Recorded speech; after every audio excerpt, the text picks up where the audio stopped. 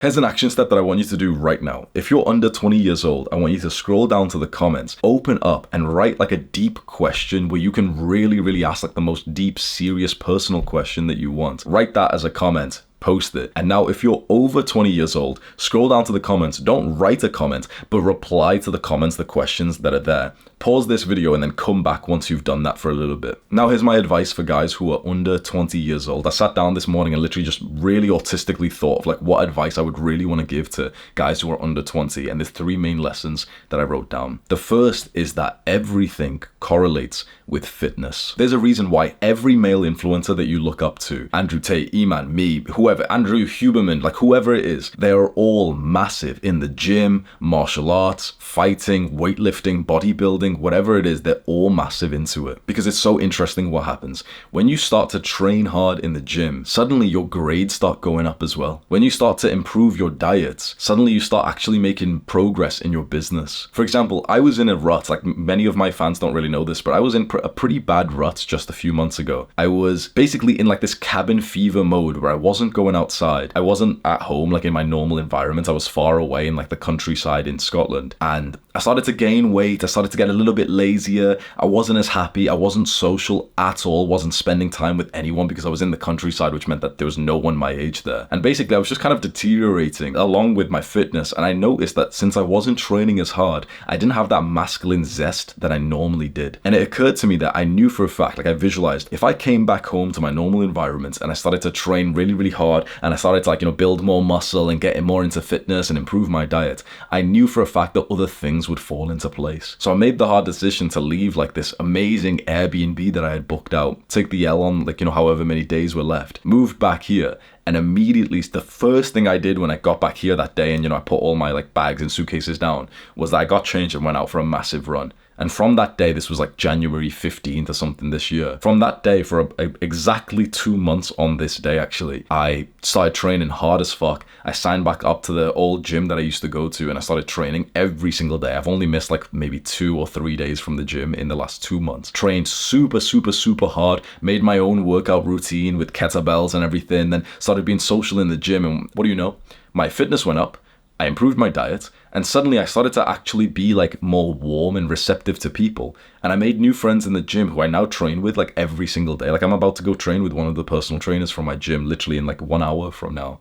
And I've trained with him like 3, 4, 5, 6 times a week. And I train with a few other guys as well. And I've trained with the female personal trainers. I've trained with like a few young guys there, older guys, everything. And I've started to make like so many more friends. And interestingly, my business has actually doubled as well. Like I sell a product, which we'll talk about soon, but I sell a product. And the amount of customers that I have inside of this like monthly subscription that I sell has doubled in the last 2 months because I've been working hard as fuck inside of it. I've literally went back to those moments where I'm working like 10 hours a day and I started offering even more value inside of the product that I sell. So my business makes double the money than it did just a few months ago. I've built more muscle. Maybe I've built like 1 or 2 pounds of muscle in the last like few months because I've trained really hard. I've gotten a little bit leaner. I've gotten happier and more social, more productive. I started organizing a bunch of travel like trips. I've got like a bunch of guys who are messaging who I'm going to go meet them. Like I go to London tomorrow for a week and I'm going to go and meet a bunch of guys in London. I'm going to do like 4 or 5 podcasts in there. I'm working super hard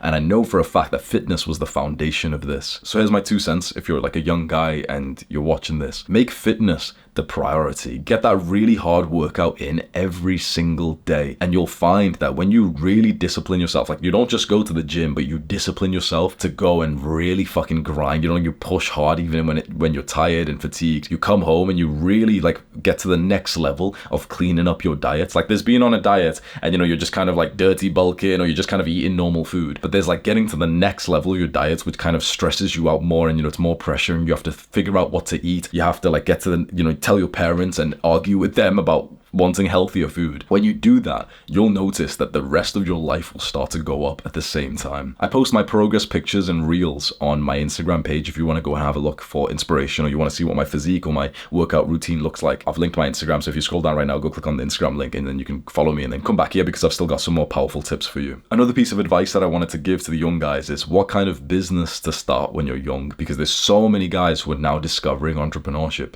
which is awesome to see. I hope you know this. Entrepreneurship entrepreneurship is what it's cracked up to be. You know how you see it on the internet and there's like people saying, oh yeah, you know, it's amazing, it's financial freedom, time freedom and stuff. It truly is like what people say online. I've seen some videos of people saying like, oh no, it's not that great, and you know, 9-to-5 careers are good as well. And I'm just like watching them thinking like, you don't fucking know what you're talking about. When you hear people talk about entrepreneurship, that they can wake up at what time they want and that they love what they do and that they make a fuck ton of money whilst they're still young, it actually really is the case. It's really fucking true. So you might be in the stage where you're kind of in the, you know, the disbelief where you're not sure if it's like as powerful as people say it is, your parents think it's a scam or whatever. I can at least vouch for it myself that entrepreneurship changed my life forever and my family's life. And so if you wanted to get into a business, I want to just guide you into what business, what model to get into, because everyone online is going to tell you different things. And so you've probably, if you relate to this, you can probably feel this, that you've probably been a little bit confused. Like, should you do that business that Hamza says? Should you do that business that Iman Gaji said? Or that one, or that one, or that one? I'm thinking about doing copywriting, but I'm also going to try and do an agency. This is what I'll just say, which is going to sound weird.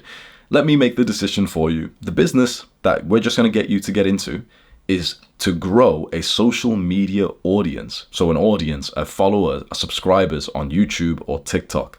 Just focus on that. We're going to set you a goal. 10,000 subscribers on YouTube or 10,000 followers on TikTok within 1 year from now. If you achieve that goal or even get close to it, what you're actually doing is setting up your future self to have this digital asset where he can really monetize. You might be wondering, how is like, you know, getting followers a business? What we do is we post onto social media and we basically give advice to our younger selves. Kind of like what I'm doing here. I'm just giving advice to my younger self. I press record, I'm just talking to the camera and I'm giving advice. People find this valuable and they subscribe or follow. When we build up a fairly sizable subscriber or follower count, eventually we can go in the future and make some kind of paid product or get like sponsorships or stuff, and we can offer that to our subscribers, and a small percentage of them will actually buy it. So there's two things, like two steps to this big business model, which is one, grow the audience, get the subscribers or the followers, and then two, make some kind of paid product to offer them. What I would say is don't even think about the paid product for now. Just for now, whilst you're a young guy, only focus on just building up the followers. Don't even think about making money from this. Just think about building up the followers or subscribers. How exactly do you do that? Literally just post onto either YouTube or TikTok. You just choose, and the decision is basically which one do you use more. If you use both of them, just try and guess which one you spend more time on. It doesn't matter. Both of them you can really pop off. Both algorithms are really good. So whichever one you use more, I use YouTube more, so I chose YouTube. Start posting 1, 2, 3 times a week a video of you literally just sat here like I am, giving advice to your younger self. That's as simple as that. Literally just give advice to your younger self. One video where you've talked about how to make more muscle in the gym, how to recover from knee pain that, you know, you had this knee injury, how to improve your grades in school if that's something that you've done, whatever, like, you know, the things that you've done in life that you've kind of lessons you've learned. You just teach that advice to your audience, and slowly, very slowly, you'll start to see that your subscriber and follower count start to go up, and it might take you like 3 months to get to 100 subscribers. Then it might take you another 3 months, or a total of 6 months, to get to 250. If you get to like 1,000 subscribers in 1 year, or maybe 2,000 or 3,000, and then from there you get to 10,000 in like 1 year and 4 months, you don't realize just how powerful that is. That is an asset that you are literally setting up for your future self, that when your future self and you're older and more mature, you make a paid product and you offer that to your subscribers. A fair amount of them will actually buy it, and you might actually be on about $2,000-$3,000 a month fairly passively, just 1 to 1.5 years from now. This is the unsexy answer, because, you know, I'd love to tell you like, oh yeah, here's this business model where you can start making $1,000 immediately. But this is the business model that I actually did myself. I don't want to be one of those like influencer business guys who kind of lie to you and say like, yeah, this is the best business model, and then they're doing something else. I've literally just taught you the exact business model that I'm currently doing. I'm basically letting you compete with me because of how much it's changed my life. So what I would say is don't even think about the money just yet. Just think about growing the social media audience by making helpful videos. What I can say is, if you're debating this, I promise you 1 year from now, you will not regret posting and getting 100 or 500 subscribers. You will not regret it. There's no way 1 year from now that you'll be thinking like, oh damn,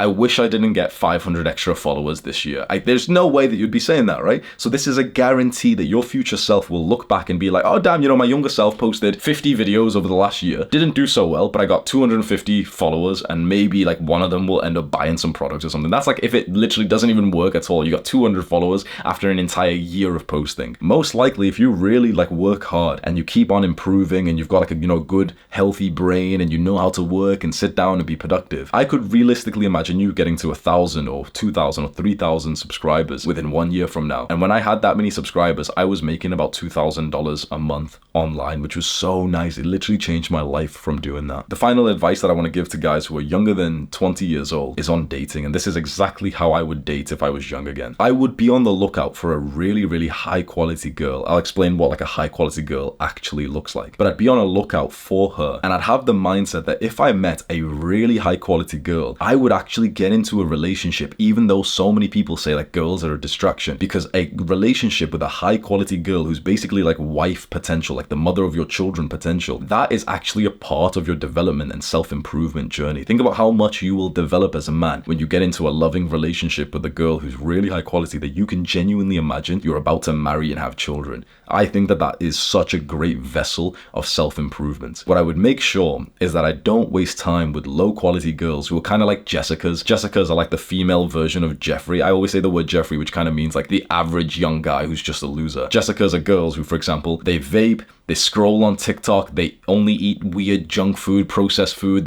Let's be honest, they're kind of stupid. Like, they're actually quite stupid. They're simple. They might be kind of pretty, but they're low quality. They're not pure. They've had sex with other guys and, they've had hookups and everything. And they listen to stupid music and they're like mean and they'll be playing games whilst you're trying to text them. Like they'll be playing games with your heart in the relationship sense. And any time spent with these girls, even if you're having sex, is not good. It's a really big distraction from your journey and your ability to work hard. So what I would say is cut out all of the girls who are seemingly low to even medium quality, but always be okay with even if you're 14 years old, if you meet a girl who's in your class and she's actually really high quality and you and her really get along, I'll explain what the high quality girl is in a second. I would give you my blessing that would actually be something interesting to pursue, because you would actually develop so much as a man because of that. So what is a high quality woman? Here's a few things that I personally believe, and then you can add in your own values inside of this. I think first and foremost, even though I'm going to sound shallow for this, first and foremost, she's a girl that you're really, really, really attracted to. Like, you think she's fucking hot. You think that she's sexy. You think that she's beautiful. The reason why I'm putting this at the first is because imagine you meet a high quality woman who's not attractive, who you're not even attracted to. She could be a high quality woman, but there'll always be that dissatisfaction that you'll have in your relationship where you're basically not even into her, but you just think that, oh yeah, but she's kind of nice and stuff. She's got to be really beautiful. So that already marks like so many women out, no offense to them, but also it marks out the women who are beautiful but who aren't into you because they are quite like high value, like too high value for themselves. So straight away, just the beauty has kind of become kind of like a disqualifier for 99% of women, because either they aren't beautiful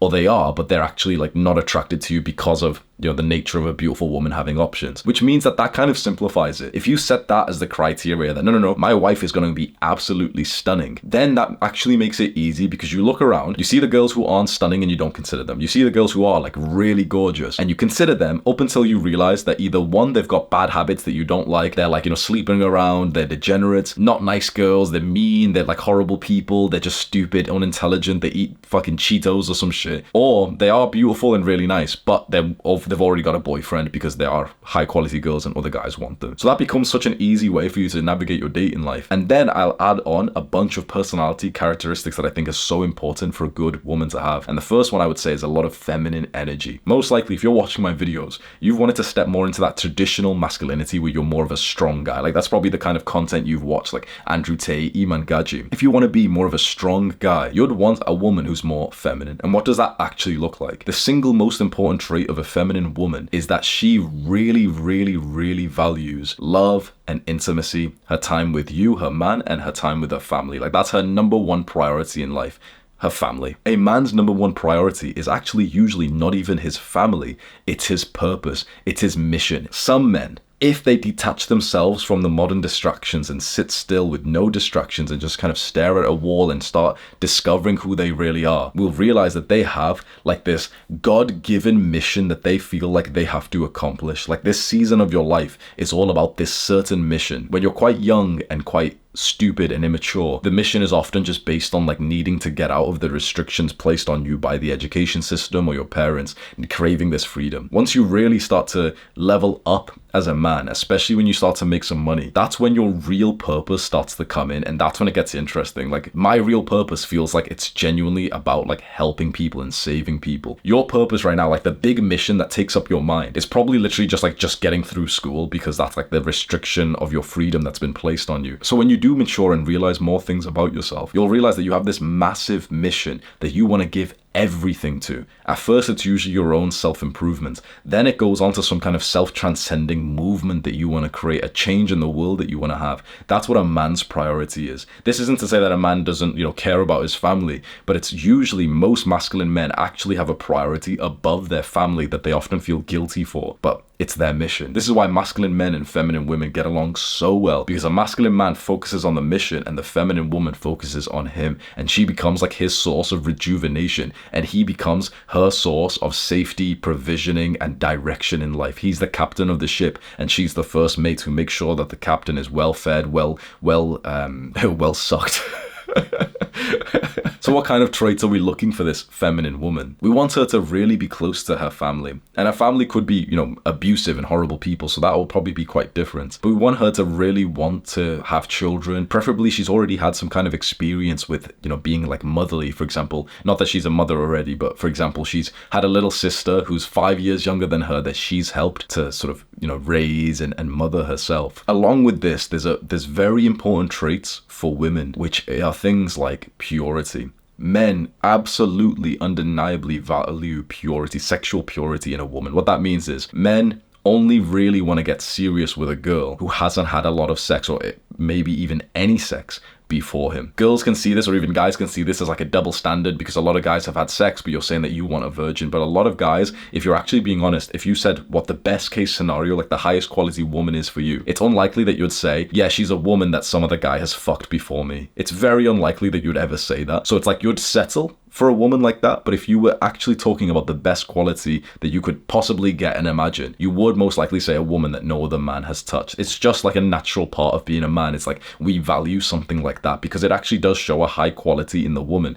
because it means that she's had this like amazing upbringing where she hasn't slept around, she hasn't had hookups, she hasn't gotten into a relationship that failed before, and it makes a man feel very special, but also that she would be a safe woman to have children with, to invest into financially and with a lot of your time. She also has the kind of traits that you would value in just any friend who isn't like a complete and utter loser. Like, for example, she studies hard, she's educated, she has something going on in her life which is interesting. She's not like a consumer who just watches shit, but she actually kind of like creates and does like artistic things, and she's got interesting things that she does. She isn't a degenerate, she doesn't party, she doesn't take drugs. A lot of girls will complain about that and say like, oh, why is that bad? You fucking know why it's bad. Me and you, bro, we know why it's bad. You can cope right now and say like, oh, but I don't mind if she like parties or something. That's only because you've got low testosterone and basically you're a bitch. Any man who's not a bitch would say, yep, I would prefer my girl to not go out and get male attention. Any man who isn't a bitch would actually say that. Any man who isn't a bitch would say like, yeah, I would prefer if no other man had deep-throated my girl before me. What fucking man would actually say like, oh yeah, you know what? I'd actually think it was better if another man deep-throated my future wife before me. No fucking man who's sane would say that, who actually wants like a serious relationship. Guys who are degenerates, who just want to casually sleep with a girl or casually date her, will say like, oh, whatever, I don't care if she's had experiences before me, sure. But when we're talking about your like high quality woman, the kind of woman that I think that you should be open to spending time with even when you're young, even though most dating can be a distraction, you should just set super high standards that basically a woman like that is so rare that you're unlikely to meet her, so that most of your young years, like your teenage years, will be spent with you just grinding, working hard, because the moment you see a girl, you'll instantly think, nope, she's not at that level. She's not either pretty enough or she doesn't have the kind of values or personality. Nope. And you might not even be that high quality yourself, but you just keep this same high standard, knowing that when you're grinding and leveling up as a man, every 3 to 6 months, you can attract a new tier of woman. And so you wouldn't want to settle with a girl who's far below your high standards just because she's the girl that you can get right now, but she's more of a Jessica that will actually bring way more distraction into your life. So basically, Stay single up until you meet a woman that meets super high standards, like impossibly high standards in this modern day. When you meet a girl like that, fucking feel free to commit. Some guys will ask me like, oh, but you know, Hamza, like there's this girl who's amazing in every way, but I'm not gonna do it because girls are a distraction, right? And I'm like, are you a fucking idiot? That's literally your fucking future wife that you're thinking about not, like if you find your future wife when you're 14 years old, that's not a distraction. That's a fucking fairy tale, dumbass. If she's that high quality, don't cope. If she's there fucking vaping and you're coping because she meditated with you once, don't be a dickhead. If she's like went out and taken drugs and partied and gotten fucked by one of the guys in your class, don't be a dickhead. Don't be a dickhead. That's not your future wife. But if you set really high standards and you meet that kind of woman, be open to spending more time with her. Be open to actually progressing things into a relationship, even into like something really serious quite quickly. If you want to see the only one product that I have for sale, it's the top link in the description. So just scroll down to the description of this video right now. Go click on that top link and you can have a look. Do the hard work, especially when you don't feel like it. Mwah!